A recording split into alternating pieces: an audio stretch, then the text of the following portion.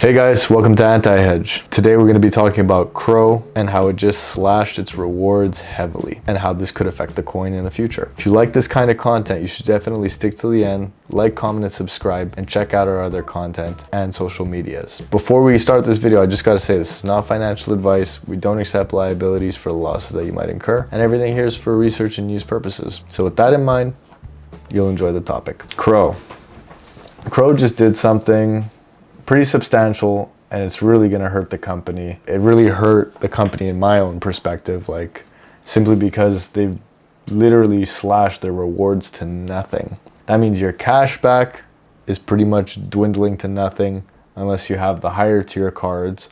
Your staking rewards are dwindled down to almost nothing, and they're capped at a certain amount of Crow, meaning that right there they're basically they've given you all these incentives to have the coin, and then now they're about to take them away. Pretty painful to watch that, especially for me. Like, I just upgraded my car. Well, I upgraded a little while ago because I liked the rewards. The rewards were good. They cut those rewards, and it's kind of painful to watch because I know that as of June 1st, they're going to be cutting those rewards and they're going to be capping them.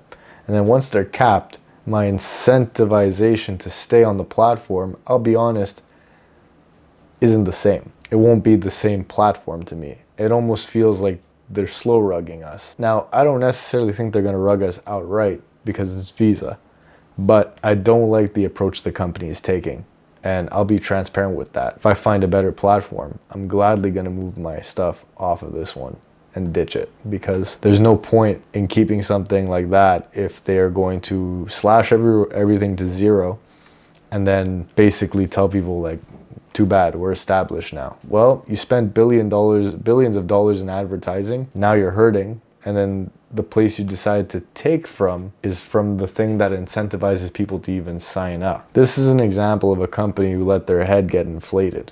Now, nothing's set in stone. They could easily change this. For all we know, this could be a ploy to get people to sell and dump it so that they can rebuy more of their tokens and then reintroduce new rewards in the future.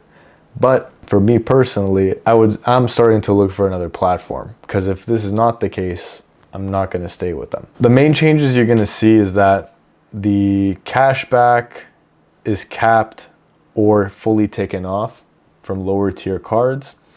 The staking rewards are going to be dropping from 8 to 5% on the Obsidian card, which is pretty substantial considering that you need $400,000 staking to get 5%. That's not right. Now imagine for the people with lower amounts of Crow. Like, at this point, it's not worth it for someone to actually stake these cards unless they want to put down the 50K or more to be able to get it. So you need to get the icy card or the Obsidian card in order for it to be worth anything. And for the other people who are just like using the card as it goes, like, the only other major advantage is the free Spotify and the free Netflix. But like, if those things were to be gone, or Amazon Prime, depending on what tier you choose, if those things were to be gone, it's losing a lot of its luster very quickly. Another thing too that people will use the card for is for actual debit purchases. So people like the ability to basically take their crypto and be able to spend it like a debit card. That's the one thing they got right. But the main issue now is that you're not going to get your cash back on it. There used to be a nice 2-3% cash back on that. You're not getting that anymore. And if you're going to compare this card to another card, it's like it's starting to lose a lot of the benefits of what would basically put you ahead of the traditional banking system. And that's basically my beef with their decision. More or less, people that are in the current stake are going to finish their current stake with the previous reward set, but the people that start staking afterwards, they're going to be the ones that basically lose out.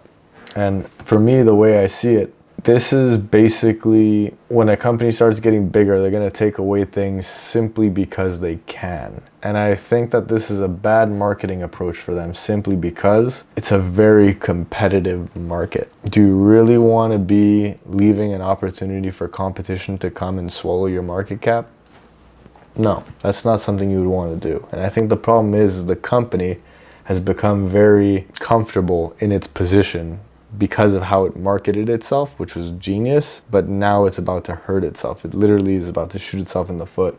And that's why we saw a 30% drop in price recently. And I wouldn't be surprised if there's more to come. That's more or less my take on it. You know, the guy here, he says that he cares about the changes in regards to the community, but looking at the results of what happened with Crow, their company doesn't really care about the consumer anymore. And that's not what crypto is about. A lot of crypto communities want to know that the people involved in their projects actually care about the community that is behind it. At the end of the day, it's community that drives this thing.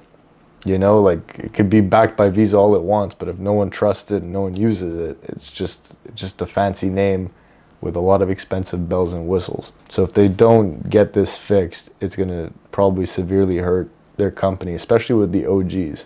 And the thing that's messed up about that is the OGs are the ones that bought the token at, you know, a penny or whatever the lowest price was. So anyone who caught it that early, it's like, those are your whales, so to speak. And if they start dumping, they could really hurt your shares, your share price. I wouldn't be surprised that that's going to be the next step, especially considering that we've already seen a dump. I wouldn't be surprised if this becomes, you know, potentially a precursor for a bigger dump. That's definitely something to keep in mind. It's really going to depend on how the company reacts to this. If they decided to find a better approach to this and start reinstating benefits, it could be worth it. Could even be worth it to potentially load this dip, but at the current way that it's looking, until they fix their current issues or at least have something in the pipeline to make it worth it, especially for OG holders, the company's not looking so good to me. Guys, if I find another platform, I'll keep you guys informed, but this is going to be the wrap up of this video. Definitely, if you stay till the end, like, comment, subscribe. We really appreciate it because it helps our channel, especially because we're in the process of growing. We're not a big YouTube sensation yet, so most of what we're doing is for free. So thank you so much for staying with us throughout our journey, guys. Take care.